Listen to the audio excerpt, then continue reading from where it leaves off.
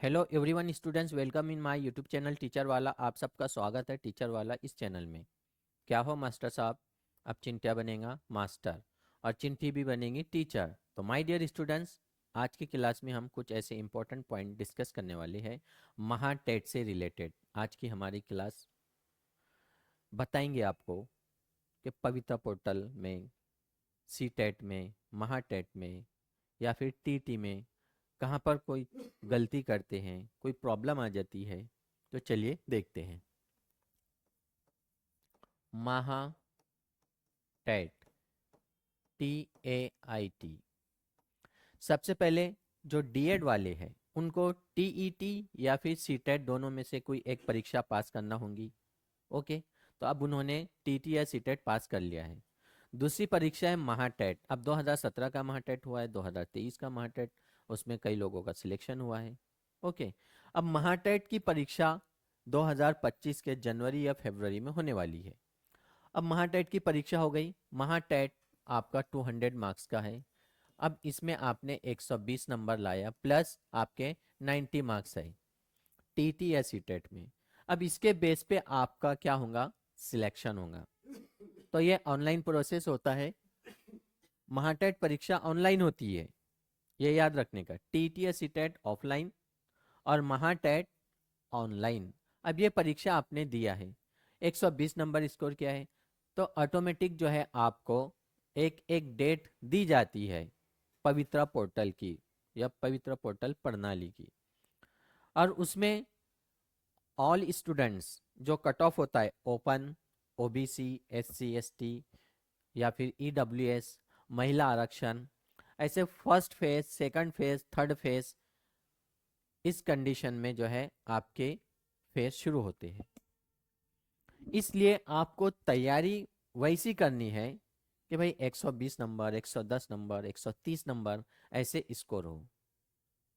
अब तैयारी जो है कैसी करेंगे आप? तैयारी की शुरुआत अच्छी करते हैं हम, एंडिंग बुरा हो जाता है, यानी हमारे को 90 नंबर मिल रहे हैं। तो इसलिए अभी समय है स्टार्ट से टीचर एप्टीट्यूड टेस्ट और इंटेलिजेंस टेस्ट, यानी ये 120 नंबर और ये आपका 80 नंबर, टोटल आपका 200। धमाकेदार स्टडी कीजिए। देखिए, मार्क्स जितने ज़्यादा लेकर आएंगे, इधर आपको कोई प्रॉब्लम नहीं जाती, कोई परेशानी नहीं होती है।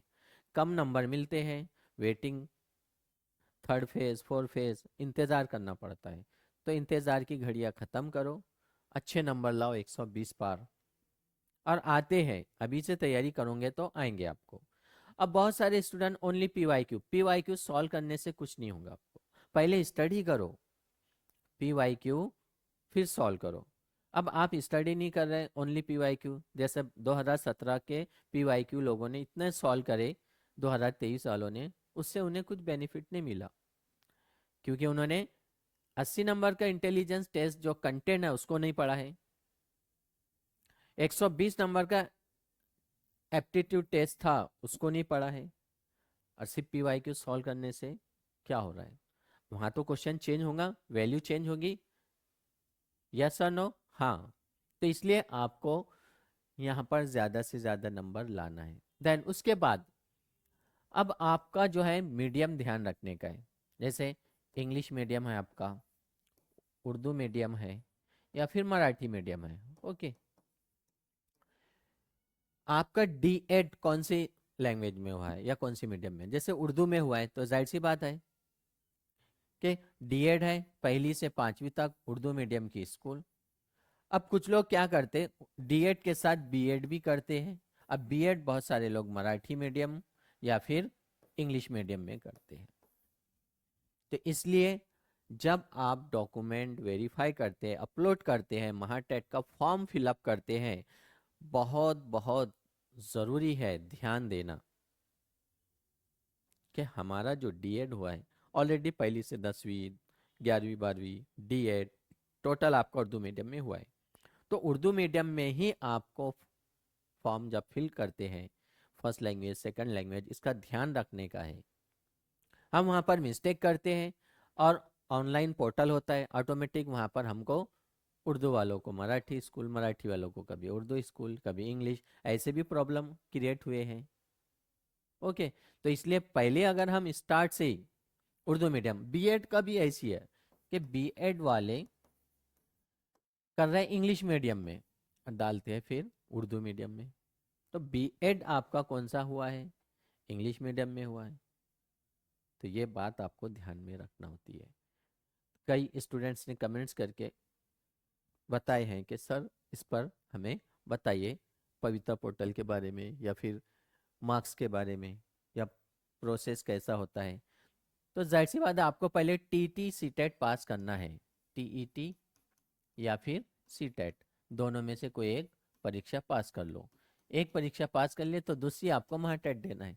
जैसे आप महाटेट परीक्षा पास करते हैं, एक डेट आती है, रिजल्ट डिक्लेयर होता है। रिजल्ट डिक्लेयर के बाद एक प्रोसेस होता है, उसमें आपको ऑलरेडी सब डॉक्यूमेंट वगैरह अपलोड किए हुए रहते हैं और कट ऑफ बेस पे लिस्ट लगती है, फर्स्ट सेकंड थर्ड, अलग अलग स्टेज में। तो जब आपके अच्छे नंबर आते हैं, कोई परेशानी की बात नहीं होती। कम नंबर का ही टेंशन आता है कि लास्ट लिस्ट कब लगेंगी, है ना। तो बहुत सारी परेशानियां झेलना पड़ती है। इन परेशानियों से छुटकारा पाना है तो अभी से आप महाटेट की तैयारी शुरू कर दो और ज़्यादा से ज़्यादा नंबर लेकर आने का। और याद रखिए 3 भाषाओं में परीक्षा होती है आपकी। ओके, इंग्लिश, उर्दू और मराठी, तीनों मीडियम में होता है। तो जब आपका पूरा मीडियम उर्दू है तो उर्दू में पढ़िए, उर्दू में परीक्षा दीजिए, उर्दू मीडियम का फॉर्म फिल कीजिए।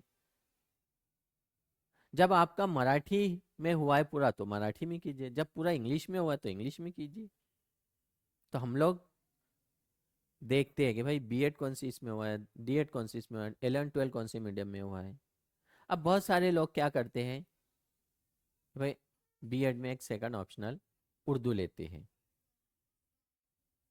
बाकी पूरा हिंदी में होता है। कई यूनिवर्सिटी की जो परीक्षा होती है हिंदी में होती है, कई यूनिवर्सिटी की परीक्षा टोटल मराठी में होती है, कई यूनिवर्सिटी की परीक्षा टोटल इंग्लिश में होती है, मल्टी लैंग्वेज में परीक्षाएं होती है।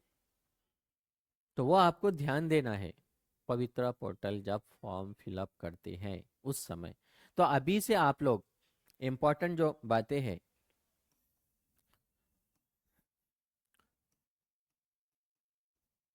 डॉक्यूमेंट्स, तो आपका 10th बोर्ड सर्टिफिकेट और रिजल्ट, 12 का बोर्ड सर्टिफिकेट और रिजल्ट, ओके, D8 का रिजल्ट या जो सर्टिफिकेट आता है आपका, देन बीए या फिर बीएससी का जो रिजल्ट है या फिर डिग्री है। तो इनके ऊपर अपने नाम करेक्ट कर लो, अपने नाम करेक्ट, मिस्टेक नहीं होना चाहिए।